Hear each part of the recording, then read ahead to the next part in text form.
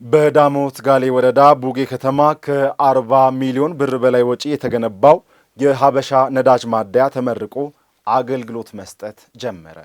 ማደያው መመረቁ የወላይታ ዞንን ከሌሎች ዞኖች ጋር ለምታዋስነውና ከፍተኛ የተሽከርካሪ ፍሰት ያለባትን የቡጌ ከተማ የንግድ እንቅስቃሴ ይበልጥ እንደሚያሳልጥ ተነግሯል። ምረቃ ስነ ስርዓቱን የተከታተለው ባልደረባችን ማሩ ሞላ ነው።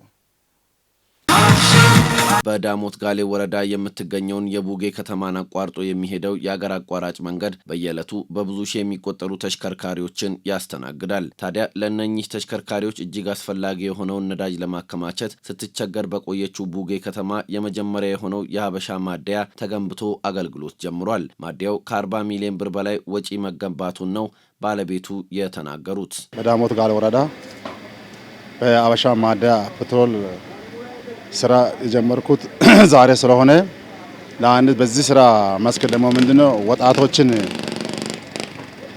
ለአበረታ የምፈልገው ምንድነው ስራ ላጡት ወጣት ከ12 ወጣቶች በላይ ስራ ላጡት ስራ እንዲቀበሉ በስራ ላይ እንዲሰማሩ የስራ እድል ፈጥሬያለሁ።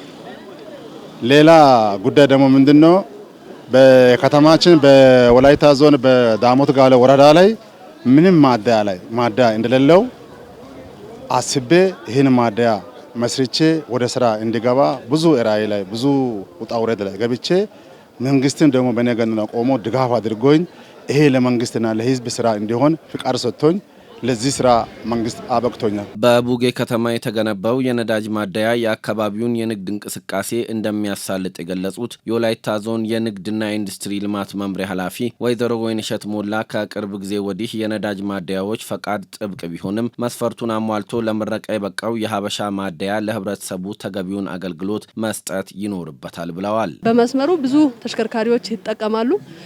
ስለዚህ በተቀመጠው ዋጋና በተቀመጠው አግባብ በቴሌብር መሸጥ እንዳለባቸው ቅድም መልእክቴን ሳስተላልፍ ያስቀመጥኩት ነገርም አለ።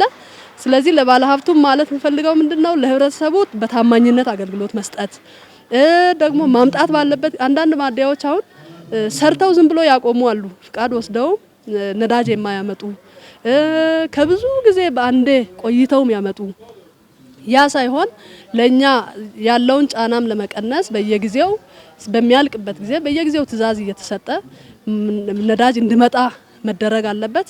የመጣው ደግሞ ለተገልጋዩ በተገቢው መሰራጨት አለበት የሚል መልእክት ለማስተላለፍ ፈልጋለሁ። በአካባቢው የተከፈተው ማደያ በግልጸኝነት አገልግሎት እንዲሰጥ ተገቢው ክትትልና ድጋፍ እንደሚደረግለትም ተመላክቷል። እንደ ወረዳችን የመጀመሪያ ነው። ስለዚህ በቦዲቲ ከተማ ሁሌ እኛ በደብዳቤ በመናምን ሲንጠይቅ የነበር ነው።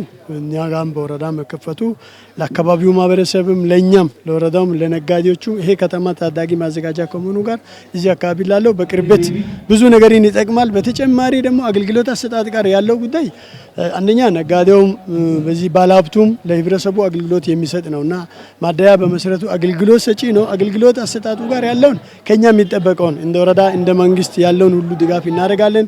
በተጨማሪ ደግሞ እሱም ከኛ ጋር እስካሁን ሲናበብ ተነጋግሮም ይሄ እስከዚህ ደረጃ ደርሷልና ቀጣይ ባለው ጉዳዮችም ላይ እንደ ወረዳው መንግስት ከኛ የሚጠበቀውን እየደገፍን እሱም ከኛ ጋር ተናበው እንዲሰራ ቁጥጥር ክትትሉንም መንግስት ባስቀመጠው አቅጣጫ ልክ ባለሙያዎች አሉና ተመድበው በአግባቡ እንዲሰራ የድርሻችን እንወጣለን የሚለውን ለመግለጽ ነው። ከዚህ ማደያ አገልግሎት አሰጣጥ ጋር በተያያዘ በዘርፉ ያሉ የኢንስፔክሽን ባለሙያ የሸማች ባለሙያ ከቁጥጥርና ሙያ ነክ አገልግሎት ከመስጠት አንጻር ድጋፍና ክትትል አንጻር መንግስት ባስቀመጠው አዋጅና ደንብ መመሪያ አንጻር ባለው በታሪፍ አገልግሎቱን እንዲሰጥ የመቆጣጠር የመከታተል ኃላፊነት የኛ ስለሆነ በተገቢው ይህንን ክትትልና ድጋፍ እየሰጠን ለዚህ ማህበረሰብ በቂ አገልግሎት እንዲሰጥ የኛን ድርሻ በተገቢው እንወጣለን።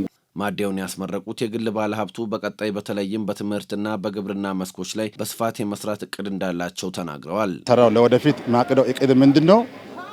ሶስተኛ ደረጃ ላይ በዚህ በዳሞት ጋሌ ወረዳ ላይ ቡጌ ከተማ ላይ ትምህርት ቤት በጣም ከባድ እጥረት አለ።